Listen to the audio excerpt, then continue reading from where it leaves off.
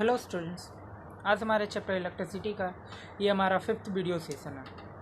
आज हम टॉपिक को आगे लेकर चलेंगे और हमारा जो स्टार्टिंग टॉपिक है वो है factor affecting the resistance of conductor. किसी कंडक्टर के रेसिस्टेंस को कौन कौन से फैक्टर है जो कि अफेक्ट करते हैं, या फिर किस किस फैक्टर की वजह से कोई भी रेसिस्टेंस अफेक्ट होता है एक कंडक्टर का। ठीक है, तो आपको 4 फैक्टर पढ़ने हैं जिसकी वजह से कंडक्टर का रेसिस्टेंस अफेक्ट होता है। तो 1 बाय 1 देखेंगे हम लोग। पहला फैक्टर है आपका बच्चों लेंथ ऑफ कंडक्टर। सेकेंड आता है ये जो आपका फर्स्ट है लेंथ ऑफ कंडक्टर, मतलब कंडक्टर के लेंथ पे आपका डिपेंड करेगा। सेकेंड आपका आता है area of cross section of the conductor. Conductor के area of cross section, area of cross section को आप थिकनेस भी बोल सकते हो कि आप कंडक्टर का थिकनेस पे ये फैक्टर अफेक्ट करता है। और थर्ड आपका आता है nature of material of the conductor. Conductor का जो मटेरियल है वो किस नेचर का है, वो उसके नेचर पे डिपेंड करता है। ठीक है, एंड लास्ट आपका आता है temperature of the conductor. Conductor के टेम्परेचर पे भी डिपेंड करता है हमारा रेसिस्टेंस कि वो अफेक्ट हो रहा है या नहीं। तो ये तो बच्चों हमारा चारों है जिसके ऊपर फैक्टर अफेक्ट करता है।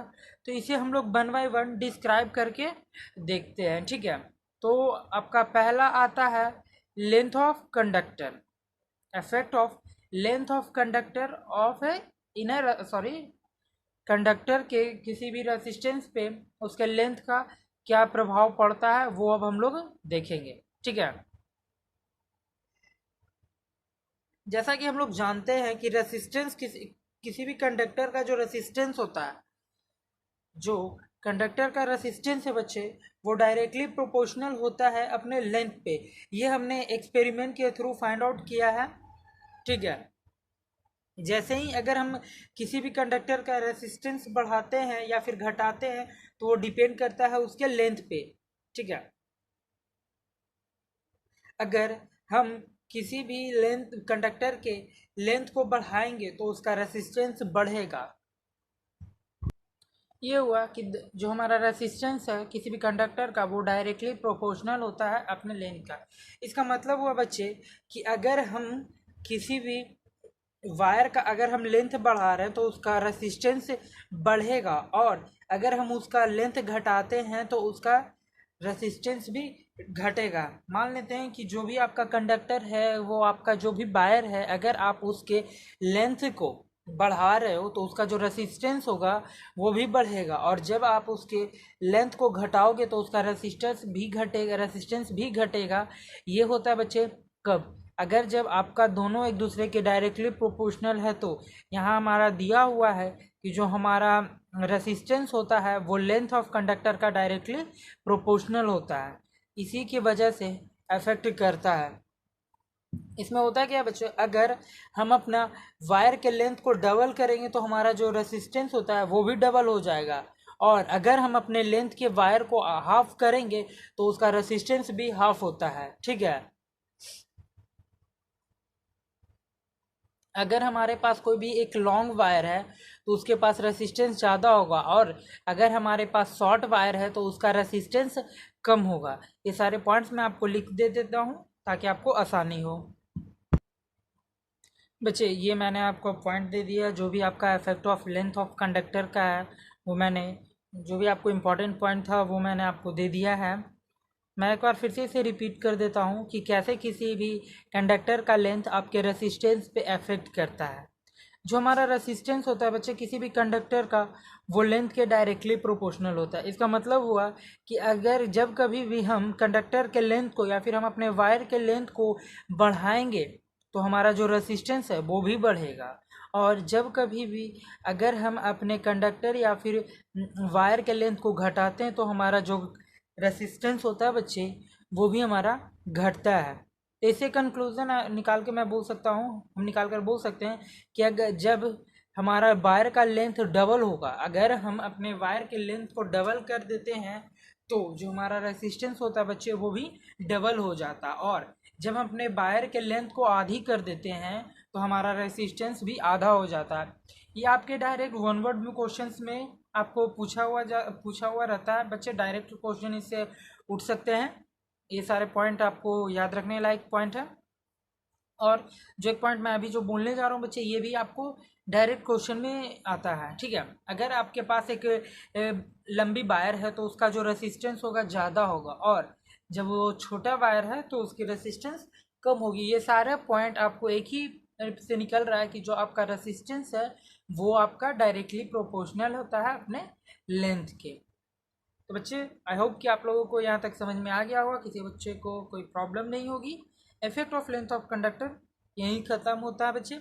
आगे अब हम लोग सेकेंड फैक्टर देखते हैं जो कि हमारा है area of cross section of the conductor, कि हमारा जो भी कंडक्टर का एरिया ऑफ क्रॉस सेक्शन है उसका इफेक्ट क्या है। बच्चे जो हमारा सेकेंड इफेक्ट है जिसकी वजह से हमारा कंडक्टर का रेजिस्टेंस इफेक्ट होता है बच्चे, वो आता है effect of area of cross section of a conductor. किसी भी कंडक्टर के एरिया ऑफ क्रॉस सेक्शन पे भी को हमारा रेसिस्टेंस इफेक्ट होता है। होता क्या बच्चे, जो हमारा रेसिस्टेंस होता है किसी भी कंडक्टर का वो इन्वर्सली प्रोपोर्शनल होता है क्रॉस सेक्शन के। कोई भी कंडक्टर में जो भी आपका रेसिस्टेंस है बच्चे वो इन्वर्सली प्रोपोर्शनल होता है टू इट्स क्रॉस सेक्शन। वो अपने क्रॉस सेक्शन एरिया का जो हमारा रेसिस्टेंस होता है बच्चे वो इन्वर्सली प्रोपोर्शनल होता है। छोटे इन्वर्सली प्रोपोर्शनल का मतलब होता है कि अगर हम एक को बढ़ाएंगे तो दूसरा हमारा घटता है, और अगर हम दूसरे को बढ़ाते हैं तो हमारा पहला घटेगा। इसमें होगा क्या, अगर हमारा एरिया ऑफ क्रॉस सेक्शन जैसे जैसे बढ़ेगा वैसे वैसे हमारा रेसिस्टेंस घटता जाता है, और जैसे जैसे अगर हम एरिया ऑफ क्रॉस सेक्शन को घटाएंगे तो वैसे वैसे हमारा रेसिस्टेंस बढ़ता चला जाता है, ठीक है बच्चे। तो इसमें होगा क्या बच्चे, जैसा कि अभी मैंने आपको बताया कि अगर हम किसी भी कंडक्टर या फिर वायर के क्रॉस सेक्शन को बढ़ाएंगे तो उसका रेसिस्टेंस घटता है। तो उसी से एक पॉइंट निकल के आता है जो कि आपके एग्जाम में डायरेक्ट आया हुआ रहता है कि अगर area of cross section of wire, अगर हम किसी भी वायर के एरिया ऑफ क्रॉस सेक्शन को डबल कर देंगे तो उसका रेसिस्टेंस क्या होता है। तो अगर हम किसी भी वायर के एरिया ऑफ क्रॉस सेक्शन को डबल करते हैं तो बच्चे उसका रेसिस्टेंस आधा हो जाता है। अगर ये तो आधा हुआ जब हम उसके cross section area of cross section उस वायर के बढ़ाएं, तब क्या किया, डबल किया। मतलब कि आपके पास जो भी दिया हुआ है एरिया ऑफ क्रॉस सेक्शन, एक वायर के एरिया ऑफ क्रॉस सेक्शन आपके पास कुछ भी दिया हुआ है, अगर आप उसे डबल करते हो तो जो आपका रेसिस्टेंस होगा वो आपका हाफ हो जाता है, ठीक है बच्चों। लेकिन अगर अब आपके पास जो दिया हुआ क्रॉस सेक्शन है उस वायर के, आप उसको आधा करते हो, दिए हुए क्रॉस सेक्शन के अगर आप आधा करते हो तो उसका जो रेसिस्टेंस हो जाएगा वो आपका डबल हो जाएगा बच्चे। तो इससे एक और कंक्लूजन निकलता है कि हमारा जो थिक और थिन वायर होता है, ठीक है, थिक और थिन वायर, जो हमारा थिक वायर होता है बच्चे उसका रेसिस्टेंस लेस होता है, और जो हमारा थिन वायर होता है उसका रेसिस्टेंस ज़्यादा होता है, ठीक है। मैं आपको ये पॉइंट लिख देता हूँ।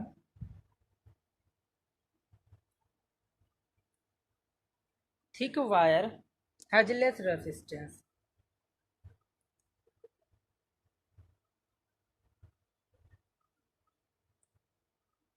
एंड थिन वायर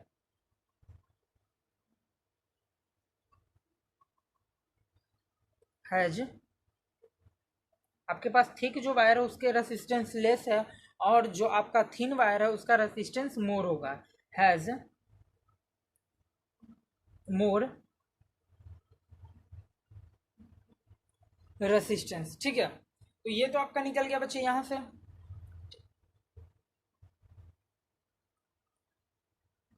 और अगर आपके पास short length of thick wire है तो आपका जो रेसिस्टेंस होगा बच्चे वो लो होगा, और आपके पास वायर लंबी है लेकिन वो पतली है तो उसका जो रेसिस्टेंस होगा बच्चे वो भी हाई रहता है, ठीक है। और एक चीज होता है, जो हमारा रेसिस्टेंस होता है वायर का वो भी इन्वर्सली प्रोपोर्शनल होगा किसके, to the square of its diameter.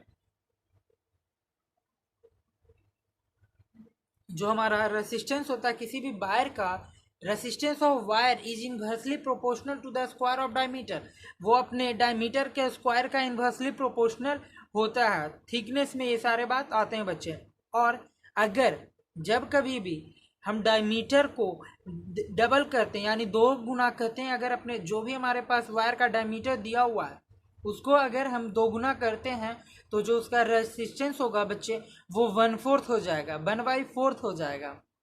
ठीक है, लेकिन अगर हम दिए हुए डायमीटर को ही आधा कर देते हैं, मतलब कि आपके पास डायमीटर 1 दे रखा है और आप उस 1 को भी आधा कर रहे हो, तो जो आपका रेसिस्टेंस होगा वो 4 गुना हो जाता है।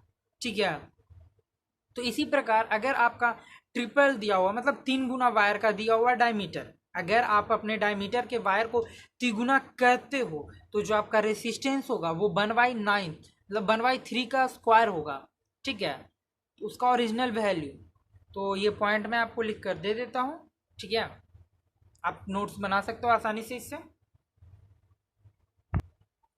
बच्चे तो ये आपका पॉइंट हो गया, जो भी आपका ये जो effect of area of cross section of the conductor में आपका इस्तेमाल होगा। अगर आपको लो रेसिस्टेंस चाहिए तो आप शॉर्ट लेंथ की थिक वायर यूज करेंगे। अगर ये हुआ, अगर आप चाहते हो कि आपका जो रेसिस्टेंस हो वो कम हो तो आप क्या कीजिएगा कि आप लेंथ कम रखिएगा और उसकी वायर की थिकनेस रखिएगा।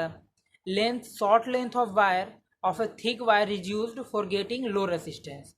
ये तो हो गया आपको अगर लो रेसिस्टेंस चाहिए तो। अब अगर आपको हाई रेसिस्टेंस चाहिए तो आप लंबी वायर रखिए और वो भी थीन रखिएगा। पतली तार और पतली और लंबी तार रखिएगा, अगर आप इस्तेमाल कीजिएगा तो आपका जो रेसिस्टेंस होगा बच्चों वो आपका हाई होगा। ठीक है, और जो हमारी वायर की थिकनेस होती है वो ज़्यादातर रिप्रेजेंट किया जाता है उसके डायमीटर के थ्रू। जो हमारी वायर की थिकनेस, जो उसकी मोटाई होती है, किसी भी तार की जो वायर है उसकी जो मोटाई होता है उसको हम लोग रिप्रेजेंट करते हैं ज़्यादातर डायमीटर के थ्रू। ठीक है, तो डायमीटर के थ्रू रिप्रेजेंट करते हैं तो उससे एक हमारा एक पॉइंट निकल के आया, वो ये है कि जो हमारा रेसिस्टेंस है वायर का वो inversely proportional to the square of its diameter. जो भी हमारा वायर का रेसिस्टेंस है वो इन्वर्सली प्रोपोर्शनल होता है हमारे वायर के डायमीटर मतलब एरिया ऑफ क्रॉस सेक्शन का, जो हमारा डायमीटर है उसके स्क्वायर का। इसका एग्जांपल अभी मैंने आपको बताया था कि अगर हमारा जो भी एक एरिया ऑफ क्रॉस सेक्शन दे रखा है एक, अगर आप उसको 2 टाइम्स करते हो, 2 गुना करते हो तो उसका रेसिस्टेंस हो जाएगा 1/4। ठीक है, तो बच्चे ये तो आपका हो गया कि एरिया ऑफ क्रॉस सेक्शन की वजह से रेसिस्टेंस का क्या प्रभाव पड़ता है, रेसिस्टेंस पे क्या प्रभाव पड़ता है किसी भी कंडक्टर में। ठीक है, अब देखते हैं हम लोग इफेक्ट ऑफ टेम्परेचर। टेम्परेचर की वजह से क्या इफेक्ट आता है हमारे रेसिस्टेंस पे जो हम कंडक्टर में इस्तेमाल करते हैं। ठीक है, ये हमारा लास्ट इफेक्ट है जिसके कारण हमारा रेसिस्टेंस पे प्रभाव पड़ता है किसी भी कंडक्टर में। ठीक है, लास्ट आता है आपका टेम्परेचर का इफेक्ट। बच्चे आपके पास जो भी प्योर मेटल है अगर आप उसका टेम्परेचर बढ़ाते हो, ठीक है, अगर आप उसका टेम्परेचर बढ़ाओगे तो उसका रेसिस्टेंस बढ़ेगा। अगर आप किसी भी प्योर मेटल के टेम्परेचर को बढ़ाते हो, आप जो भी कंडक्टर इस्तेमाल कर रहे हो प्योर मेटल का, बच्चों आप जो भी कंडक्टर इस्तेमाल करते हो वो तो प्योर मेटल का होता है, और अगर आप उसकी टेम्परेचर बढ़ाओगे तो उसका जो रेसिस्टेंस होगा वो भी बढ़ेगा। और जब हम उस मेटल का, उस हम वायर का या फिर हम जो भी इस्तेमाल कर रहे हैं कंडक्टर का, उसका टेम्परेचर अगर हम घटाते हैं तो उसका रेसिस्टेंस भी घटेगा। ठीक है, तो ये तो आपका हो गया जिसकी वजह से ये आपका हो गया जिस factor affecting the resistance of conductor. किसी भी कंडक्टर का रेसिस्टेंस को कौन कौन से फैक्टर अफेक्ट करते हैं ये चारों हमने एक्सप्लेन से देख लिया बच्चों। ठीक है,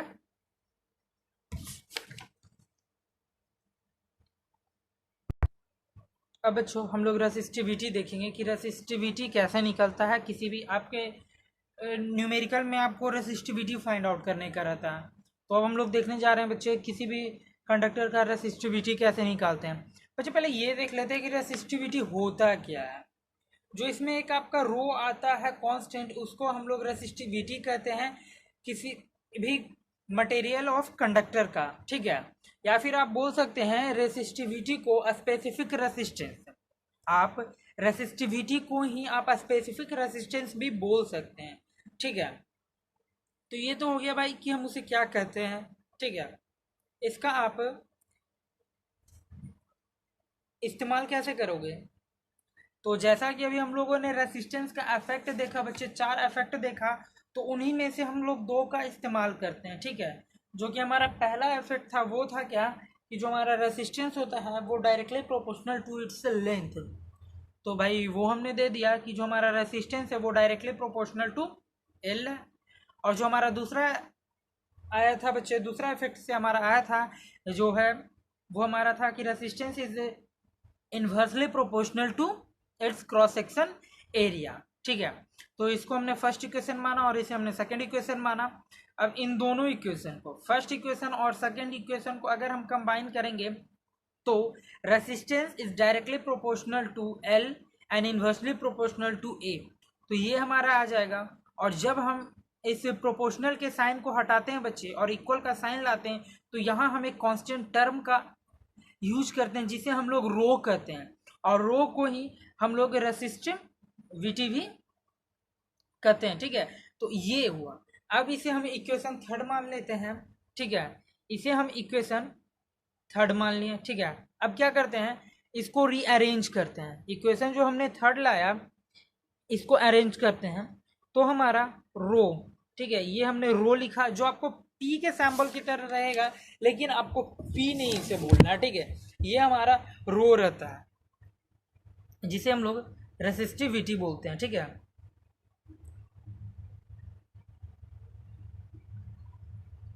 ये हमारा आ जाएगा R into A by L, resistance into A, area of cross section by L means length आपका हो गया। तो आप इस से इस्तेमाल करके आप किसी भी न्यूमेरिकल का आप अपना रेसिस्टिविटी फाइंड आउट कर सकते हो, ठीक है बच्चों। अब बात आई कि हम इसका एसआई यूनिट कैसे, रेसिस्टिविटी का जो हमारा एसआई यूनिट होता है वो होता है बच्चों ओम मीटर। लेकिन हम इसे पहले निकालेंगे कैसे? अगर हम ओम मीटर बोल रहे हैं तो इसका निकालने का तरीका मैं आपको बता देता हूँ, एक इजी है, इसी मैं आपको बता दे रहा हूँ कि जैसे कि अब आप जानते हो कि आपका जो रेसिस्टेंस आर है उसका ये यूनिट क्या होता है, ओम होता है। जो आपका रेसिस्टेंस आर है इसका यूनिट ओम होता है। एरिया ऑफ क्रॉस सेक्शन, जैसे ही ये बच्चे आपका एरिया है तो ये आपका एम स्क्वायर हो गया, लेंथ है तो आपका एम हो जाएगा, ठीक है। अगर आप अब इसी को करोगे तो यहाँ से एक एम से आपका एक एम कट गया और आपका आ गया क्या, ओम मीटर, ठीक है। मैं इसको फिर से आपको रेफरेंस लिख देता हूँ। जो आपका रेसिस्टिविटी आया बच्चे, रेसिस्टिविटी वो आपका आ गया R into A by L, ठीक है। अब इसका एसआई यूनिट हो गया ओम मीटर, जिसको हम सैम्बल के रूप में लिख सकते, ठीक है। तो बच्चे ये तो हो गया हमारा रेसिस्टिविटी। और एक चीज, जो हम रेसिस्टिविटी हमारा होता है किसी भी सब्सटेंस का, वो कभी भी किस लेंथ या फिर थिकनेस पे डिपेंड नहीं करता है, ठीक है। वो सिर्फ डिपेंड करता है सब्सटेंस के टेम्परेचर और sorry nature of substance and temperature, हाँ। तो हमारा सब्सटेंस के टेम्परेचर और नेचर पे हमारा रेसिस्टिविटी डिपेंड करता है, ठीक है। ये पॉइंट मैं आपको लिख दे रहा हूं। The resistivity of a substance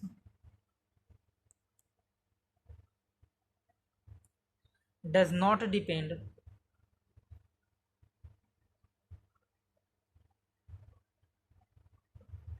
on its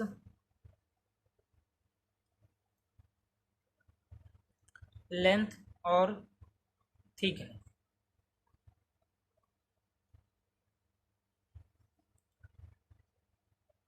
It depends on the nature of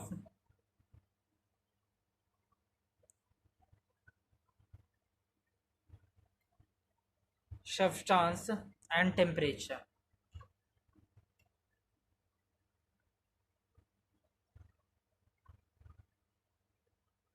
ठीक है, कभी भी जो आपका रेसिस्टिविटी होता है किसी भी सब्सटेंस का, वो लेंथ या फिर थिकनेस पे डिपेंड नहीं करता है बच्चों, वो हमेशा डिपेंड करेगा nature of substance and temperature, substance के नेचर पे और उसके टेम्परेचर पे वो डिपेंड करता है। ठीक है, ये हो गया बच्चों। अब मैं आप लोगों को कुछ रेसिस्टिविटी दे देता हूँ चार्ट के रूप में। ठीक है, जैसे कि बच्चों आप देख रहे हैं आपके सामने मैं चार्ट लेकर आया हूँ कुछ, जो कि आपका है क्या, कंडक्टर एक साइड दे रखा है, आप एक साइड आपका सब्सटेंस या फिर मटेरियल दे रखा है, और उसका रेसिस्टिविटी जो आपका मेटल है। ठीक है, ये आपको याद रखने लायक है बच्चे, ये आपको हमेशा याद होना चाहिए। जैसे कि आपके प्रॉब्लम न्यूमेरिकल्स में आपको पूछ सकते हैं, तो अगर आपको याद रहता है तो आपको बनाने में आसानी होगी। जैसे कि आपके पास जो मेटल्स हैं, पहले मैं मेटल्स का ले लेता हूँ। आपका पहला मेटल आता है बच्चे सिल्वर, जिसकी रेसिस्टिविटी होती है 1.60 इंटू 10⁻⁻8 ओम मीटर। ठीक है, सेकेंड है आपका बच्चे कॉपर, कॉपर का आपका होता है 1.69 इंटू 10⁻⁻8 ओम मीटर। थर्ड आपका आता है अल्मोनियम, जिसका आता है 2.63 इंटू 10⁻⁻8 ओम मीटर। टंगस्टन 5.20 इंटू 10⁻⁻8 ओम मीटर। अल्मोनियम का होता है बच्चों 2.63 इंटू 10⁻⁻8 ओम मीटर। निकल 6.85 इंटू 10⁻⁻8 ओम मीटर। आयरन 10.0 इंटू 10⁻⁻8 ओम मीटर। क्रोमियम 12.9 इंटू 10⁻⁻8 ओम मीटर। मरकरी 94 इंटू 10⁻⁻8 ओम मीटर। मैग्नीज 184 इंटू 10⁻⁻8 ओम मीटर। बच्चे एक चीज़ आप गौर करना कि आपका जितना भी 10 है वो सारे 10⁻⁻8 ओम मीटर है। ठीक है, तो आपको इसमें याद रखना सिर्फ यही, 1.6 किसका है, 5.20 किसका है, इस प्रकार से आपको याद रखना होगा। ये तो हो गया बच्चे आपका मेटल। अब देख लेते हैं एलओआई का। में आपका इंपॉर्टेंट है बच्चे तीन, एक मैग्नीन दे रखा है, एक आपका कॉन्स्टेंटम दिया हुआ, और तीसरा आपका नेक्रोन दिया हुआ है। मैग्नीन का होता है 44 इंटू 10⁻⁻8, कॉन्स्टेंटम का होता है आपका 49 इंटू 10⁻⁻8, और निक्रोम का होता है 110 इंटू 10⁻⁻8। बच्चे अभी हम लोगों ने मटेरियल का देख लिया, ये आपका सब्सटेंस देखा। अब आपका आता है कंडक्टर में हमने देखा। अब सेमी कंडक्टर में आप दो ठो आता है बच्चे, एक आता है जर्मेनियम और दूसरा सिलिकॉन। तो आपका जर्मेनियम का होता है 0.6 ओम मीटर, सिलिकॉन का आता है 2300 ओम मीटर। बच्चे अभी हमने कंडक्टर और इंसुलेटर देख रखा, अब हम लोग कंडक्टर और सेमीकंडक्टर देखा, अब हम इंसुलेटर्स देख लेते हैं। इंसुलेटर में आपका 5 दिया हुआ है। पहला है आपका ग्लास, ग्लास का होता है बच्चे 10⁻10 टू 10⁻14 ओम मीटर, ये यहाँ से यहाँ के बीच आता है। पेपर, ड्राई पेपर, ठीक है, ड्राई पेपर का होता है बच्चों 10⁻12 ओम मीटर। डायमंड का होता है 10⁻12 to 10⁻13 ohm metre. Hard rubber का आता है आपका 10⁻13 to 10⁻16 ohm metre. Ebonite rod का आता है आपका 10⁻15 टू 10⁻17 ओम मीटर। तो बच्चे ये सब अभी हम लोगों ने देखा रेसिस्टिविटी ऑफ सब्सटेंस का, हमने कुछ सब्सटेंस का अभी हम लोगों ने रेसिस्टिविटी देखा। ये सारे बच्चे 20 डिग्री सेल्सियस पे था। ठीक है, तो बच्चे आज की क्लास में हम लोग यहीं तक रहने देते हैं। आज की क्लास में यहीं तक बच्चों, आगे की टॉपिक हम लोग नेक्स्ट क्लास में पढ़ेंगे।